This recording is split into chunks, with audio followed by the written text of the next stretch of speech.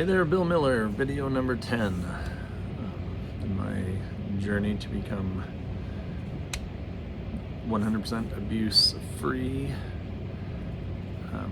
and to become a human, a man, a husband that my wife would brag about, be proud of, be thankful for, and know that she picked the right man. In the event that God brings her back into my life eventually. My wife left me a few weeks ago due to my being emotionally and verbally abusive. A lot of pain, a lot of hurt, a lot of realizations for me, a lot of sadness. I really screwed up eight different lives all in one, all because of one issue that I am now finally at 49 years old taking care of. Hasn't been easy, but it's been rewarding. It's only been 5 weeks or so, but there's been a lot of learning, a lot of crying, a lot of ugly honesty, a lot of memories that I wish I could go back and change, a lot of things I wish I could do different, a lot of regrets, a lot of remorse.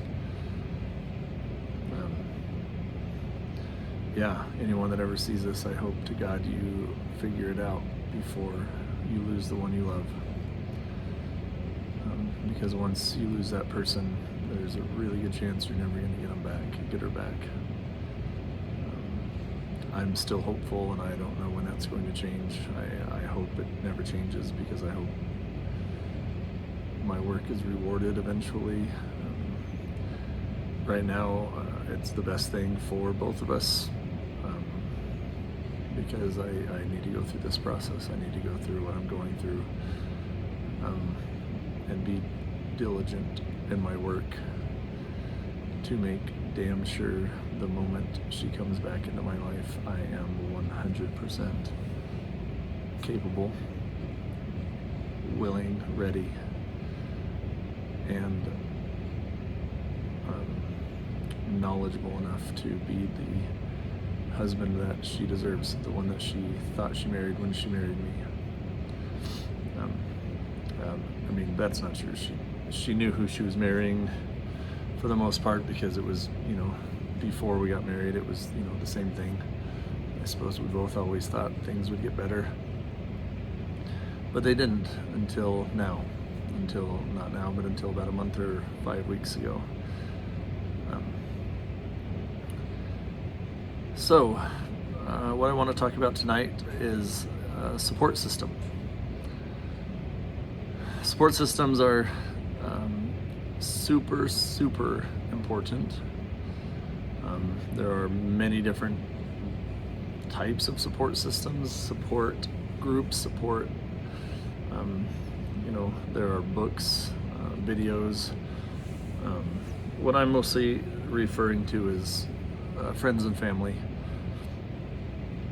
that people you can talk to, people that you can open up to, people that you trust, that you can spill your guts to, and people that will tell you when you're wrong, people that will tell you when you're right, but also people that will tell you when you're in the wrong. I have a couple of them. My sister being one. She's a straight shooter for sure, and it's what I need right now. I have a best friend that I've talked to every day pretty much since kindergarten. I don't, every day might be an exaggeration, but we've known each other since we were 5 years old. We're like brothers. We talk on the phone 3-4 days a week for hours on end, even as 49-year-old men. It's kind of weird, but it's just our reality, and I wouldn't change it for the world. Anyway, he is such a supporter that he's not much of a no, he's not much of a tell me when I'm wrong. He's more of a just supports me no matter what, which is phenomenal to have.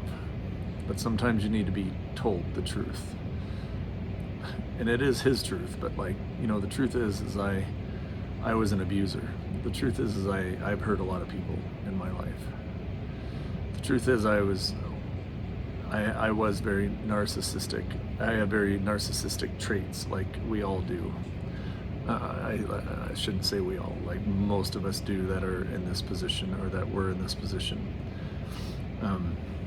We rarely think about other people's feelings when we, are the way that I was. I generally, if something inconvenienced me, it was the other person's fault, and I would insult them, criticize them, beat them down until they changed or never wanted to do it again, just to save themselves the trouble of going through the abuse that I put them through. It's a horrible, horrible communication tactic, but it's who I was and what I did, and I'm not proud of it, but I'm taking all the steps now to never be that way again. So sometimes your support system, they listen, offer what feedback they can, but the value in it is that they hold you accountable. Right now, I am so driven to become a better person, to never ever abuse another person in my life, let alone my wife. That I don't really need help being motivated to be a better person. I say that I spend 2 hours a day learning, reading books, writing my wife letters, listening to YouTube videos, posting YouTube videos, which is therapeutic for me. But the reality is it's probably quite a bit more than that. Going to church. I'm probably 5 hours today I've spent either talking about, my abusive behaviors in church, reading, writing letters. I'm very determined.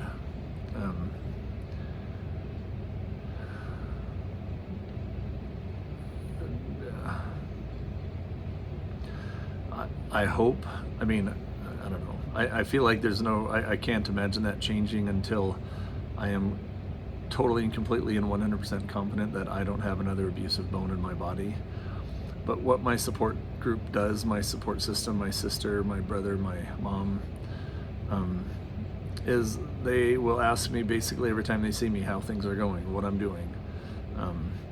I tell my sister everything that I'm going through. I tell her, everything I've done.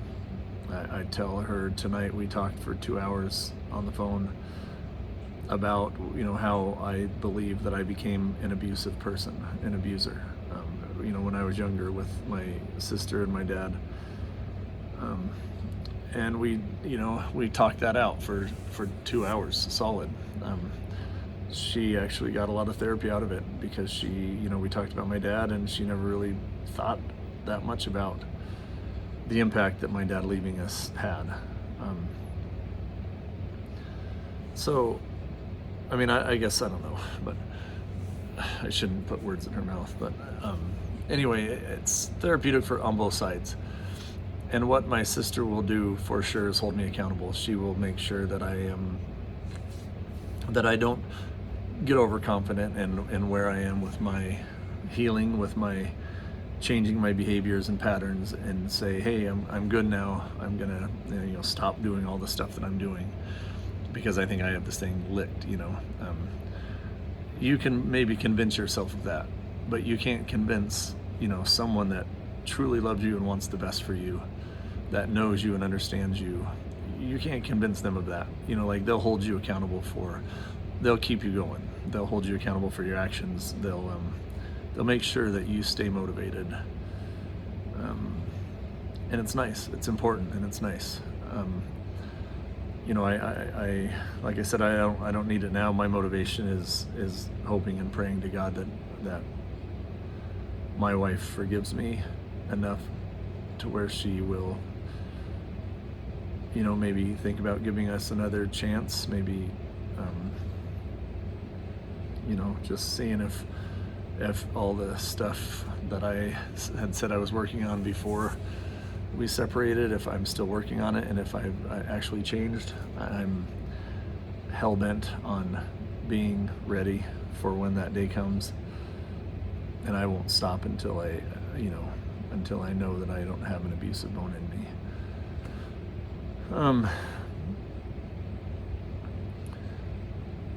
Sometimes when you don't, like, not everyone has family, not everyone has close friends that they can use as a support system.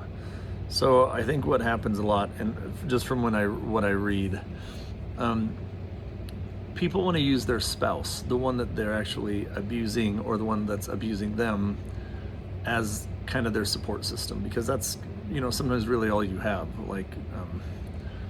And that's fine.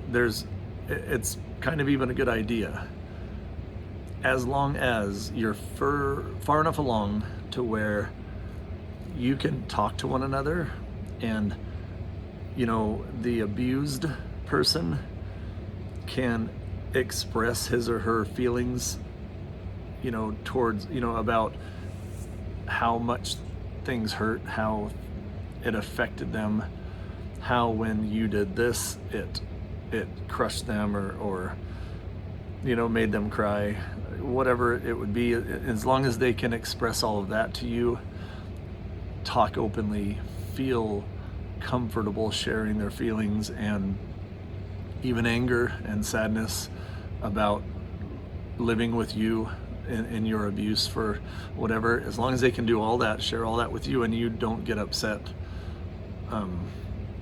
then you're good. You're good using them as a support system, and they're good using you as a support system, because an abused person needs support too, obviously. It's a lot easier for someone that's been abused to find support. I would say on average, it's probably a lot easier because people maybe feel sorry for them. I don't know. That's a horrible way to put it, but I guess it probably is similar, kind of like that. Like, they kind of feel sorry for them, like, hey, I'm here for you, to support you. When you're the abuser, you don't get a lot of sympathy from people. You just don't.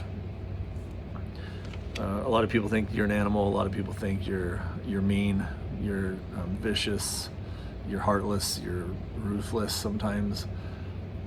But the reality is you just didn't take care of your business when you're young.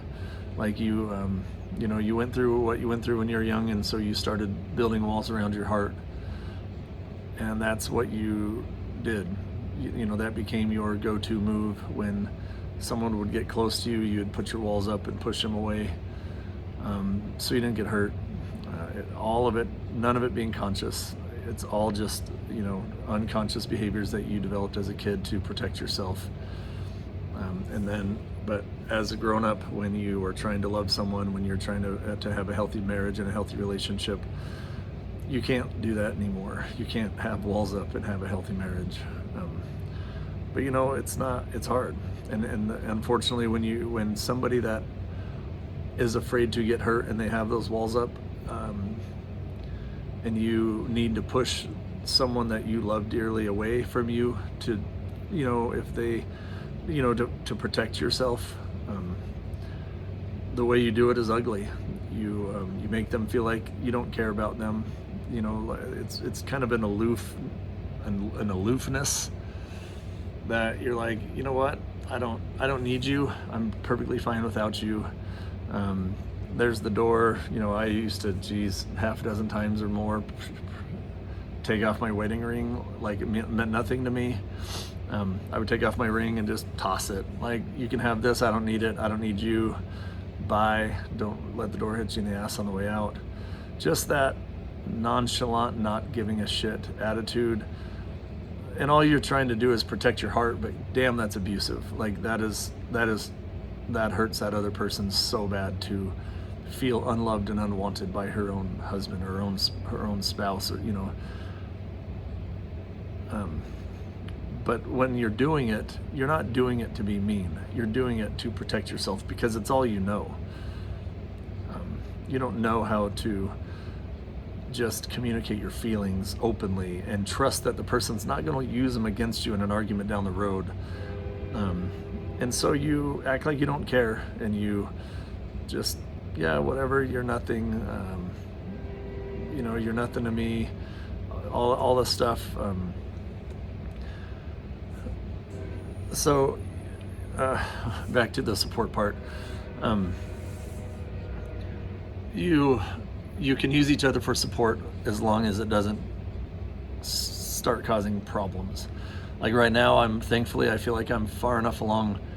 My wife could sit me down and tell me anything and everything in the world that she wants to tell me, and I would absolutely listen with an open heart and an open mind.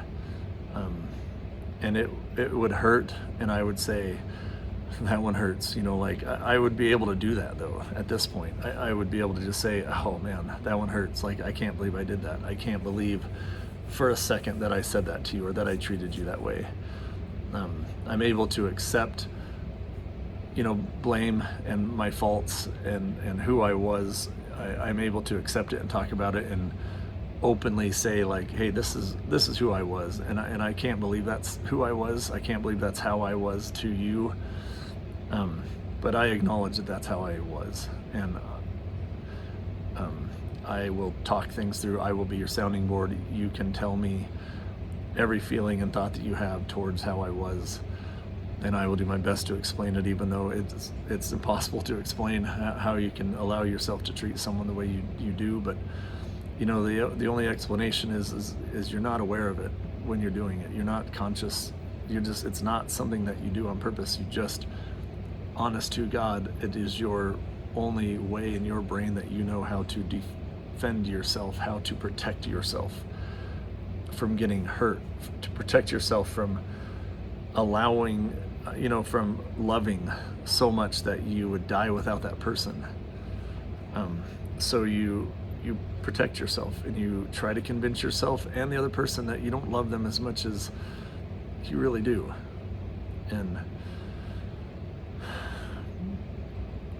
But as far as your support goes, that if you're at that level where you guys can communicate, where you two can communicate and be openly free to talk about, however, likewise, if I needed support and I tried to talk to my wife about it, hypothetically, and she just criticized me for, just still called me mean and said, called me a jerk or being, a bad person or whatever, because she wasn't willing to understand how it works on my side, then, maybe that wouldn't be the right choice for me to, find in a supporter, or, to choose as my support group or support person, until she's ready to accept that, this person, this man that I married isn't a bad person. He's just a person that went through a lot as a child and put these walls up, and no one ever really taught him how to take them down. He just, developed these patterns and behaviors to protect his heart and to protect his life, unknowingly or consciously. And it's guided him through his whole life, and that's just who he was. But now he's different, once they get to that point where they can look at an abuser and say, like, that's not a bad person, that's a person with a problem. Like, that's a person that needs to learn how to communicate. That's a person that has been hurt really bad in the past, that just needs to be shown love and guidance. Now that person can be your supporter. But until then, finding a support group is pretty important, because talking this shit through is very, very therapeutic. It just is. None of us want to be this way. None of us chose to be this way. People that know us best know our hearts. They know that, we want to change. They know that we want to get better. They know our potential, and they can help us get through it. Your support group will be there for you through thick and thin, and they'll help you get through it. And when you start to, when you have a bad day, they'll pick you up.